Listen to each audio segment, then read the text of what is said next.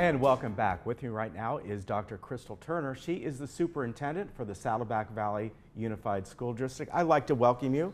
Thank you. Nice Thank you to for have having me. Yeah, it's great to have you here. And as a lot of you folks watching know, my wife teaches in the district, and we have someone else here whose wife teaches in the district, and my daughter goes there. So we're very well connected with it, and it's great to have you on today. First, let's talk about your background. Sure. So I have actually been part of the Saddleback family for a very long time. I started as a teacher in Foothill Ranch, and then I became an assistant principal there as well.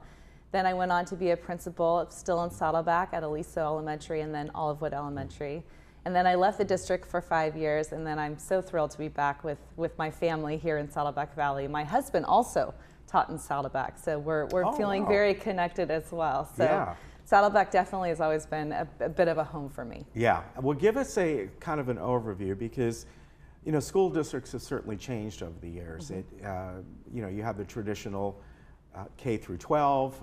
Now, of course, there's so many more options out there. You have charter, you have magnet schools, alternative schools. It's a really different landscape than what it used to be even just 10 years ago. Right. So when I first came in, it's been about 1.5 years since I started here in Saddleback. When I first came in, I talked to about 300 different stakeholders. Everyone I could find, I talked to, teachers, staff, administrators, community members, and I asked them all the same 3 questions. I said, what are we doing really well? What do we need to work on? And what can we do together as a team to make Saddleback the best district in the state? And it was really interesting because one of the things that came out is an interest in specialty or magnet schools. And so I took that to heart, and the Board of Education has led this district tremendously through this process of opening 3 brand new different types of schools for our families. So we opened the Virtual Academy last year, kindergarten through 8th grade, and that's an online school for families who maybe they have an athlete or an actor, or maybe their own personal jobs take them away a lot and they need some more flexibility. And so we started that. It was so successful, we're now expanding it into the 9th through 12th. So we have a full K through 12 virtual academy offering in Saddleback. We also have identified a need for 2 different elementary magnet schools. So we have our Santiago STEAM Magnet School coming online in Lake Forest this fall. And we also have the primary years program, International Baccalaureate, it's a mouthful, magnet, at Linda Vista Elementary in Mission Viejo. And so we're very excited for those opportunities. We really have taken the stance as a school district that parents have choices, and we want to be the choice that they pick. And so we have incredible neighborhood schools, and now we have some specialty schools to meet the needs of all of our families. The Virtual Academy, I know about fairly well when that came online about 1 year ago. In fact, for K through 8, it's currently based at Melinda Heights, where my wife taught. Yes. But the magnet schools, people may not know what that means compared to a charter school. Sure. So if you could explain. Absolutely. So our magnet schools are a public school within the Saddleback Valley School District. So we run it ourselves. I forgot to mention, we also have the Gates Dual Immersion Magnet, and that has been in effect for many, many years. In fact, they were the first dual immersion school in Orange County, I believe, maybe even the state of California. So we have that is already in existence, and so it operates as one of our schools. We hire the teachers, we hire the principal. It's supported by the district staff for IT, for maintenance. It's one of our public schools that parents can choose to have their student attend through the school choice process. So once they've been accepted, then that's their school.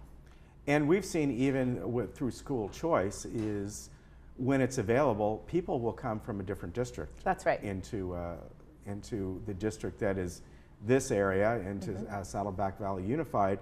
And they choose those for various reasons. One is the great education. Maybe you're offering something that they're not. It could be just their location. That's right.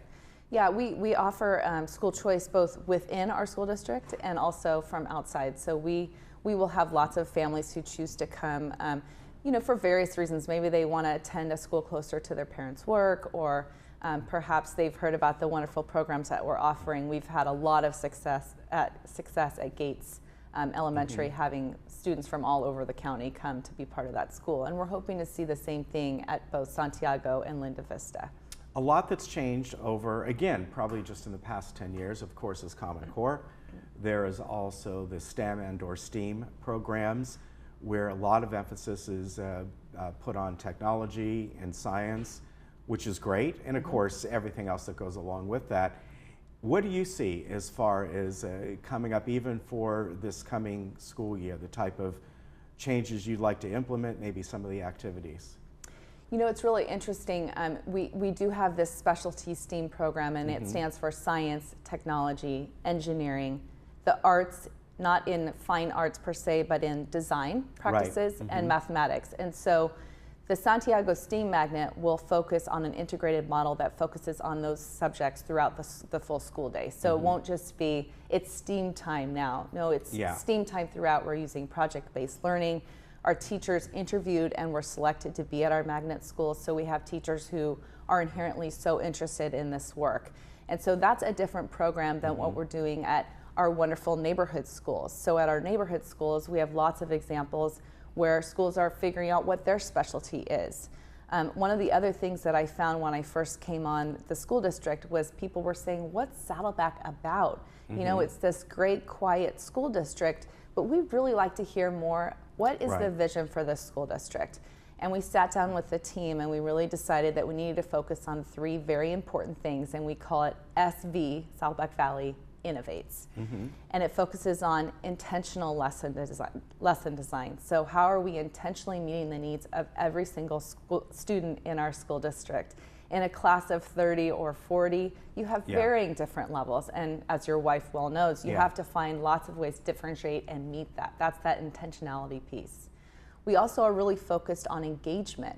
It's so essential at all levels, K through 12, to really engage the students in what they're learning so that they can connect with it and be successful. And then at each of our schools, I've asked them to figure out what is their innovation or what makes their school special. So innovation may not be the traditional term of people think of technology, but it might mean this year we were able to, through special federal funding, we were able to feed 6,000 students during the month of July through our food services. They applied for a grant, they were selected, and we were so thrilled to be able to offer that to some of our families who don't have access to those lunches. And these are families that may or may not even be going to summer school. That's right. Wow. That's correct. So, and then all of those 3 things together that I mentioned, the intentional lesson design, engaging strategies for students, and the innovation component, all of those things combine to make students successful in our classrooms now and when they leave us, whenever that may be. And so that's really all of the work that we're doing this year and last year has been focused around that. Now, one of the programs that you have that my wife is becoming a part of is, I know I'm going to get the vernacular wrong because she's told me 100 times. I call it Instructional Teachers Coach. I got that wrong, right? But academic coaches. Academic coaches. She has told me, I don't know, so many times, you know, I'm the typical husband. Oh, yeah, I got that. So tell me about that program. Because when I first heard about it, I was like, what is that? Sure. So the very exciting thing about instructional coaching is that we're able to support teachers as they're attempting to make these big shifts. When we put Common Core into the classrooms, that was a big shift for the way that teachers were practicing their work prior. We also have new standards coming on, not the next generation science standards. We also are asking them to implement SV Innovates in their classrooms. And the best way research shows us that that works is through instructional coaching.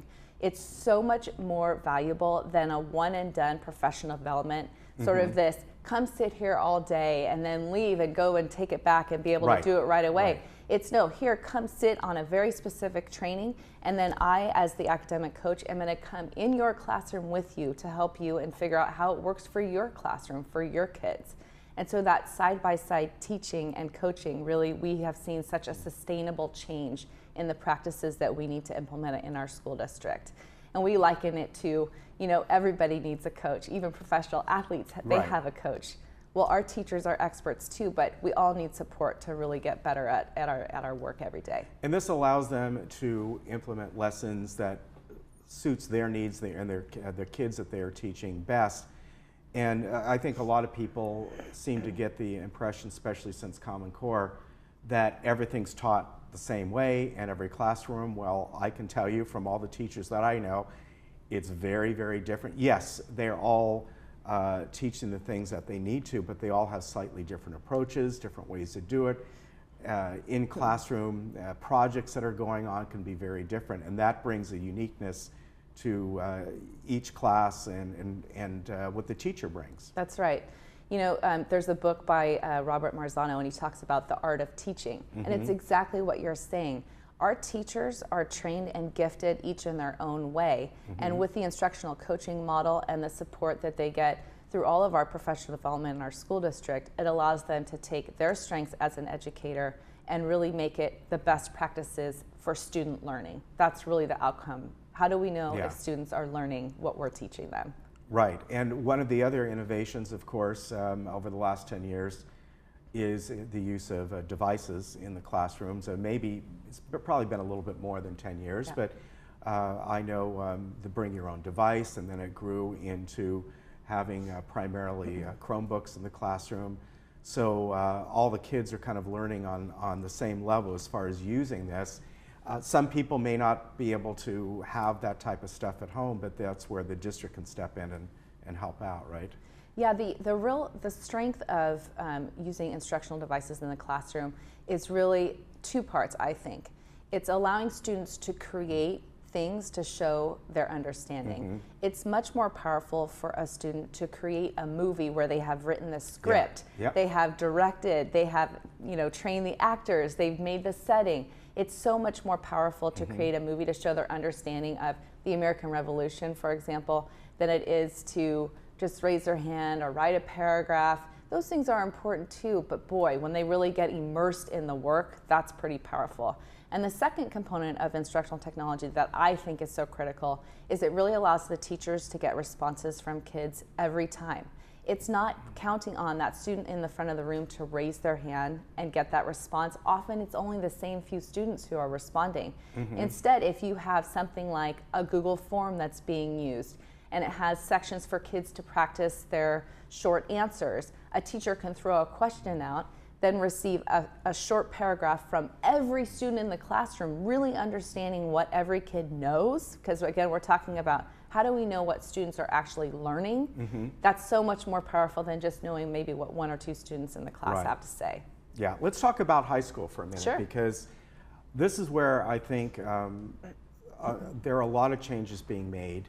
Obviously, I've seen it more in the elementary school, but the real difference in high school nowadays is the way that things are taught. Jobs are changing, and the way that technology is being used. There are so many alternative ways for graduates to find work, to find careers. Some of them aren't looking at a four-year college. Some of them have the skills to right away get a high-paying job in some sort of tech industry with maybe just going to a Saddleback College or something like that. How are you preparing? How are you preparing the district to look at this versus 10, 12, 20 years ago, where that model had not shifted yet, and we were finding that a lot of high school kids throughout the country were kind of stagnant in the ways from decades before? Sure. Yeah, we're definitely seeing that really big push towards college and or career readiness, right? We're trying to figure out how we can meet the needs of those students that you're talking about, some that go right after college and some that want to take on a career. You know, we've just received our graduation rates and the averages from around the state and the county, and we have a graduation rate of 93%. The county and state are both 89%, so we're well above that, but we'll continue to work on being, like I said, I want to be the top in the state, so we're going to keep working on that. But also what we track are things like A through G completion rate. And A through G completion rate in high school talks about the courses you have to take, English, math, science, social studies, some electives, that make you eligible for Cal State and UC acceptance. And so we track those very, very carefully. We are seeing sharp increases in the number of our students who are prepared to go on to a four-year college. We consider that a huge success. We also are marking things like the advanced placement tests. And we've just done yet another study where we've seen the number of students who are taking advanced placement. Now that's important because those students in their mind are saying, I'm prepared to go to a college. Right. So not only are we seeing a huge increase, I should have the chart for you, a huge increase in the number of students who are taking advanced placement, we're seeing a huge increase in the number of students who are passing those tests. We have about an 78% pass rate for our advanced placement. And it's not just saying, hey, you're doing a great job, we're gonna load you up with APs, we're gonna give you 8 APs and we want you to pass them all. Yeah. We're seeing many, many more students taking the tests. So we're really encouraged by that, all while our population is actually going down. Yeah. Yeah, so all of those things combined, we are so very aware at our high schools about how our students are doing and what are we doing to make sure they're ready for whatever that future might be, college or career. Each of our 4 high schools has specific specialties that they're always changing and growing. Trabuco Hills is known for its Med-Sci program, among many other things. Our El Toro is very, their STEM program is outstanding and well known throughout the state. They win competitions all the time. Yeah, they do. We have Mission, who has a very large and thriving international baccalaureate program, which is actually at 2 of our other high schools as well.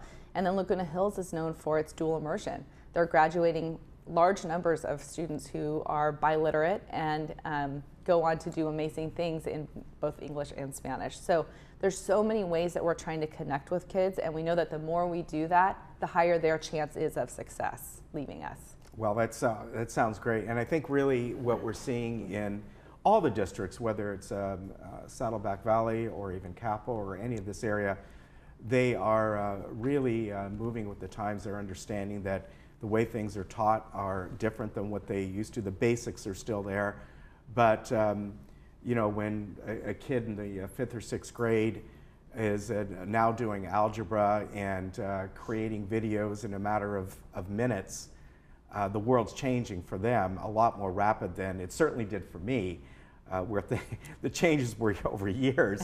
Now it's really over months, and they have to adapt to that, and it sounds like Saddleback Valley Unified is doing just that. Thank you.